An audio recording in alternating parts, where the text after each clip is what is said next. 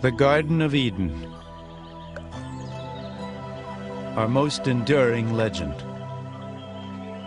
A story found in one great civilization after another.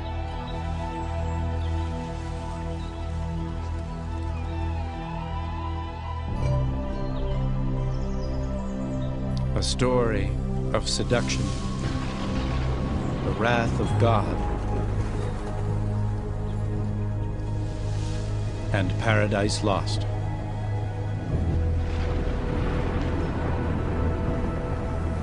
But is it merely a fable? Is there evidence the great stories of the Bible might be true? Was there ever really such a place as Eden?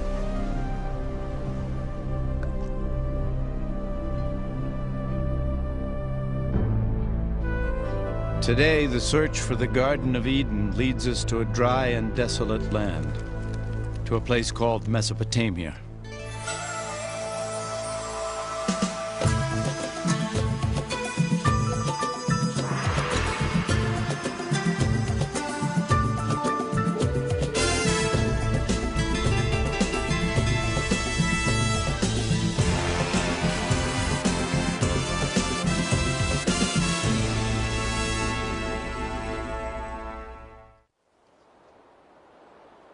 This is the land where the first seeds of human civilization were sown.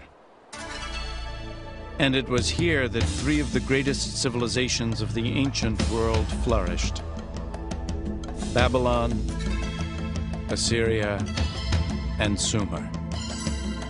Among their ruins, the faithful have long sought answers to the Bible's most profound mysteries, while archaeologists scoured these lands for the historical foundations of belief.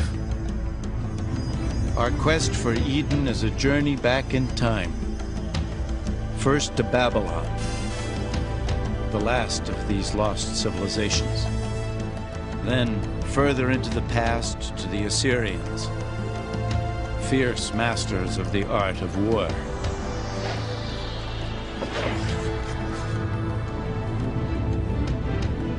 And finally, to a moment in the past so distant, only Eden could have preceded it. To Sumer and the creation of civilization itself. The great arc of the Fertile Crescent. Over the course of more than 6,000 years, this rich land, cradled between the Tigris and Euphrates rivers, gave birth to the first great civilizations. The Greeks called it Mesopotamia. We call it Iraq.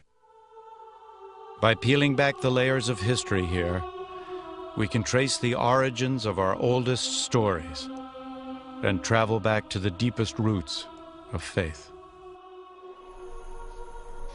Our journey begins on the western edge of Mesopotamia in Israel.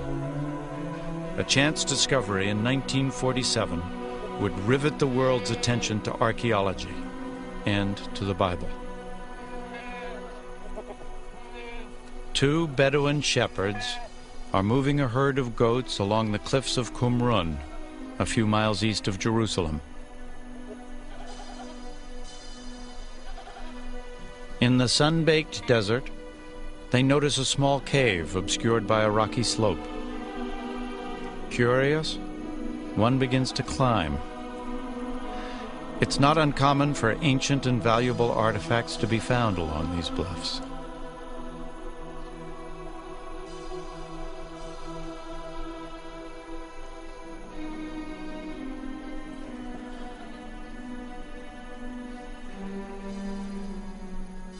Inside the cave, the shepherd discovers the wreckage of ancient pots, leather scroll fragments, and some papyrus sheets, all untouched since the time of Jesus.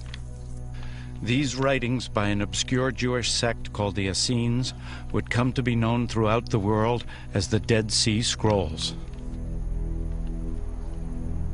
In surrounding caves, hundreds of ancient scrolls would eventually be unearthed. One of them would prove to be the earliest known version of the Old Testament, including the crucial first 5 books, known to the Jews as the Torah. The Dead Sea Scrolls instantly became the focus of a tremendous international uproar as scholars and theologians fought over their ownership and their meaning. And the sensation was outstanding. This was described as one of the most outstanding archaeological finds anywhere. So they are very precious to the Jews because they are Jewish. It comes from a very crucial period in Jewish history. They are very precious to the Christians because they are contemporaneous with John the Baptist and Jesus and so on. So they are very informative, but beyond that, we have a great emotional attachment to this library. The Bible has always been a book read from 2 points of view, the sacred and the historical. A traditional Torah is always written by hand. The words are read aloud as the scribe writes, so they become a living prayer. And each Torah is considered holy from the moment it is written. But the historical accuracy of the Bible has never been so easily confirmed. It's an effort that continues to this day. Some of the books of the Bible are excellent historical books, as a matter of fact, the earliest historical books that we have, and quite accurate, because we have cross-references from other sources, and they are found to be mostly very precise. So they are very important. The discovery of the Dead Sea Scrolls was the most famous event in biblical archaeology, but it was by no means the first. The urge to explore biblical history has a venerable tradition. It's a search that began in the Holy Land, but would lead to Mesopotamia. Throughout history, crusaders, mystics, and believers have been drawn to sites where the great Bible stories took place. But with the arrival of the 19th century, a new kind of pilgrim sought to fortify their belief in the Bible through the infant science of archaeology. Surely, there could be no greater confirmation of their faith than to prove that biblical history was true. The first aim of the biblical archaeologists was to locate sites mentioned prominently in the biblical narratives and to see if any illustration of those tales could be found. To use the ancient pottery, the ancient city walls, the ancient weapons as illustrations of biblical stories that all of them had been taught from their childhood. Fueled by the excitement of early finds, scholars from all over the world raced to stake out claims in a kind of biblical gold rush.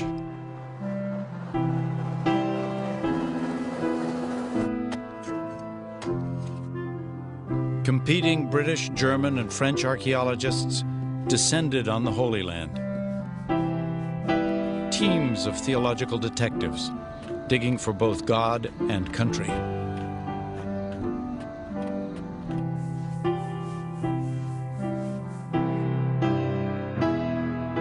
The prestige of each of the European nations in the Holy Land was measured by the kind of biblical discoveries that they were uncovering, and one of the most intense diplomatic and political battles that occurred in the history of biblical archaeology was the discovery of the famous Moabite stone.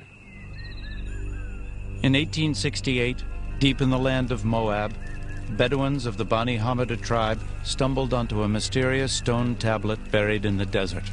The tribesmen were no strangers to the antiquities of the area or to their value to Europeans. The first Westerner to hear of the curious black stone was the Reverend Frederick Augustus Klein. He immediately set off through the bandit-infested wasteland, accompanied only by a few Bedouin guides. Klein was a missionary, not an archaeologist.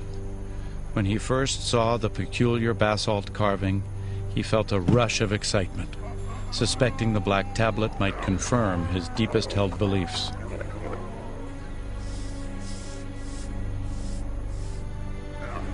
He examined the stone and made a rough impression of the inscription. It was in a language Klein didn't recognize. Back in Jerusalem, he sought help deciphering the stone. As news of the find began to spread, the streets and bazaars buzzed with rumors of a great discovery. The writing on the stone proved to be a Moabite king's account of a battle also described in the Bible. For the first time ever, here was written confirmation, etched in stone, of a story from the Bible. Two sources for the same event. For the faithful, it was the proof they'd been looking for, concrete evidence of the Bible's historical accuracy. Many sought to buy the stone, but the Bedouins had reason to be wary. In the past, they'd been cheated, even robbed by European treasure hunters. Assuming that anything so highly prized by Europeans must contain gold, they dumped the stone into a fire in an attempt to break it apart. As fire heated the stone, they poured water over it, again and again, until finally it exploded. They found no gold, and the stone was destroyed. The first archaeological confirmation of a Bible story, the first corroborating evidence ever found in the Holy Land, was shattered. The loss of the stone was devastating, but it didn't end the biblical treasure hunt. Now that the Bible itself was verified as history, it pointed the way even further into the past, back more than 2,500 years ago, to a great empire ruled from Babylon, to the very moment the Bible itself was born. The year is 586 BC. The armies of Nebuchadnezzar, king of Babylon, descend on Jerusalem with the wrath of an angry God. It is almost 6 centuries before the birth of Christ. The Romans have not yet even dreamed of empire. It is a dark chapter in the history of the Jews, while Babylon's fierce star is rising. The Bible describes the Babylonian attack. Homes are pillaged, King Solomon's temple is set ablaze and utterly destroyed. 10,000 Israelite captives, princes, soldiers, artisans, and scribes, all are led to Babylon in chains. The Israelites crossed more than 500 miles of desert, following ancient trade routes across modern-day Jordan, Syria, and Iraq to Babylon. In Psalms 137, the Israelites lament, "By the rivers of Babylon there we sat down and wept when we remembered Zion. How shall we sing the Lord's song in a foreign land?" Broken and exhausted, the Israelites entered Babylon in awe of its scope and frenzy.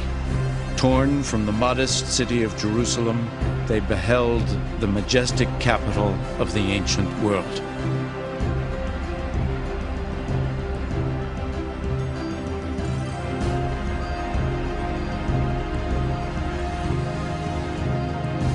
But somehow, the Israelites managed to do more than sing the Lord's song in this foreign land. They also wrote it down. If you look at any piece of oral literature and then you write it down, you're formalizing it. You're immediately setting down a text which people can criticize or can say, this is the truth, everything else is wrong. That, I think, is the biggest effect of writing down the Bible or the Old Testament. Today, the reconstructed walls surrounding Babylon are stamped with the name Saddam Hussein. But once the bricks bore another name, King Nebuchadnezzar. This was a land of many gods and pagan idols, an unlikely birthplace for one of the world's most sacred texts. Yet Babylon's great diversity might be true. Was there ever really such a place as Eden?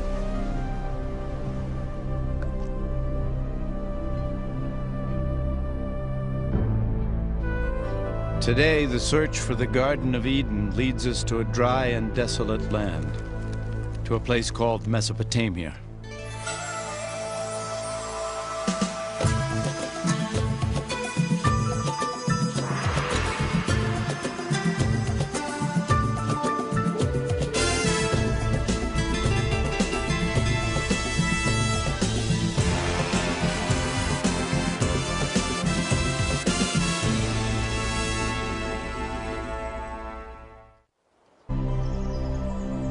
A story of seduction, the wrath of God, and paradise lost.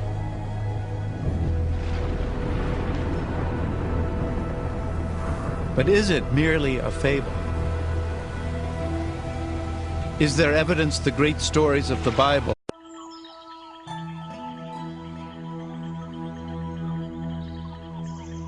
the Garden of Eden, our most enduring legend. A story found in one great civilization after another.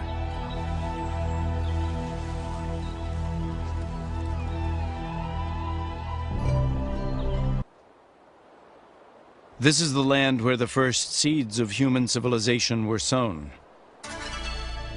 And it was here that three of the greatest civilizations of the ancient world flourished: Babylon, Assyria, and Sumer. Among their ruins, the faithful have long sought answers to the Bible's most profound